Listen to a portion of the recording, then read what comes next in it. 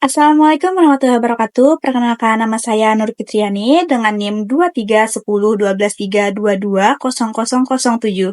Saya mahasiswa dari program studi bimbingan dan konseling yang sedang mengikuti mata kuliah Psikologi Belajar dengan dosen pengampu Ibu Dr. Ririanti Rahmayani Jamain SPC MPD.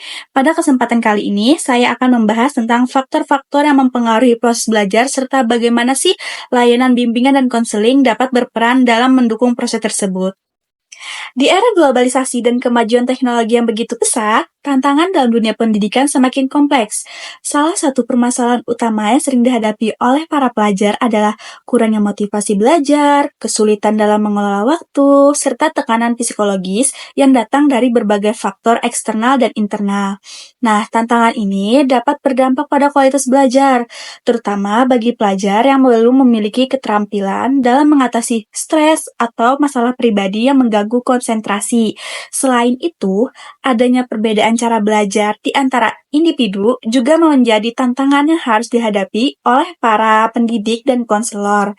Masing-masing individu memiliki gaya dan kecepatan belajar yang berbeda, sehingga membutuhkan pendekatan yang lebih personal agar proses belajar dapat berlangsung secara lebih efektif lagi. Berbagai faktor dapat mempengaruhi proses belajar, baik dari faktor internal maupun faktor eksternal. Beberapa faktor internal yang mempengaruhinya antara lain motivasi, perhatian, dan kesiapan mental. Nah, teori motivasi yang dikemukakan oleh Abraham Maslow dengan hierarki kebutuhannya menunjukkan bahwa seseorang hanya dapat mencapai potensi belajar terbaiknya jika kebutuhan dasarnya sudah tercapai atau terpenuhi. Misalnya, seorang siswa yang kelaparan atau merasa terancam secara emosional tidak akan dapat fokus sepenuhnya dalam belajar. Selain itu, menurut teori kognitif yang seperti dikemukakan oleh Piaget dan Lev Vygotsky, proses belajar dapat hanya dipengaruhi oleh kemampuan intelektual individu, tetapi juga oleh interaksi sosial dan lingkungan. Pembelajaran yang dilakukan oleh kelompok atau lingkungan yang mendukung dapat meningkatkan pemahaman kemampuan berpikir kritis. Faktor eksternal yang mempengaruhi belajar juga tidak kalah penting, seperti dukungan sosial, fasilitas pendidikan yang memadai, serta lingkungan yang kondusif.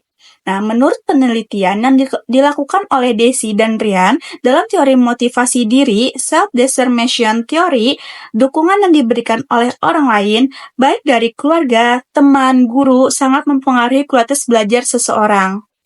Oke teman-teman, selanjutnya saya akan menyampaikan mengenai solusi bentuk layanan BK dalam belajar. Nah, layanan bimbingan dan konseling memiliki peran yang sangat penting untuk mendukung proses belajar peserta didik. Layanan ini tidak hanya terbatas pada penyelesaian masalah akademik saja, tetapi juga mencakup perkembangan karakter dan keterampilan sosial yang diperlukan dalam pembelajaran.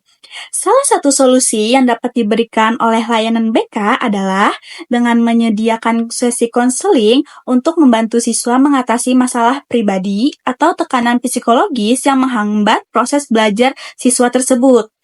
Konselor dapat membantu siswa untuk mengidentifikasi dan mengelola stres, kecemasan, serta masalah emosional yang mengganggu konsentrasi belajar siswa tersebut. Selain itu, layanan BK dapat mengadakan pelatihan tentang manajemen waktu, teknik relaksasi, serta strategi belajar yang efektif, sehingga siswa dapat lebih mudah mengelola tugas-tugas akademik mereka. Melalui pendekatan yang holistik ini, BK dapat membantu siswa untuk mengembangkan potensi diri, meningkatkan motivasi, dan menciptakan lingkungan belajar yang lebih kondusif lagi. Mungkin itu saja yang dapat saya sampaikan. Sebagai penutup, saya ingin memberikan beberapa saran dan motivasi untuk kita semua, khususnya bagi para pelajar dan pendidik. Pertama, penting bagi kita untuk menyadari bahwa setiap individu memiliki cara belajar yang unik. Oleh karena itu, kita harus belajar untuk menghargai perbedaan dan mengoptimalkan potensi masing-masing. Bagi siswa, jangan pernah merasa takut untuk meminta bantuan jika mengalami kesulitan, baik itu dari guru, teman, atau layanan bimbingan dan konseling. Keterbukaan untuk mencari solusi adalah langkah awal untuk meraih kesuksesan. Selain itu, jangan biarkan tantangan atau hambatan menjadi penghalang untuk terus belajar. Setiap kegagalan adalah kesempatan untuk belajar dan berkembang.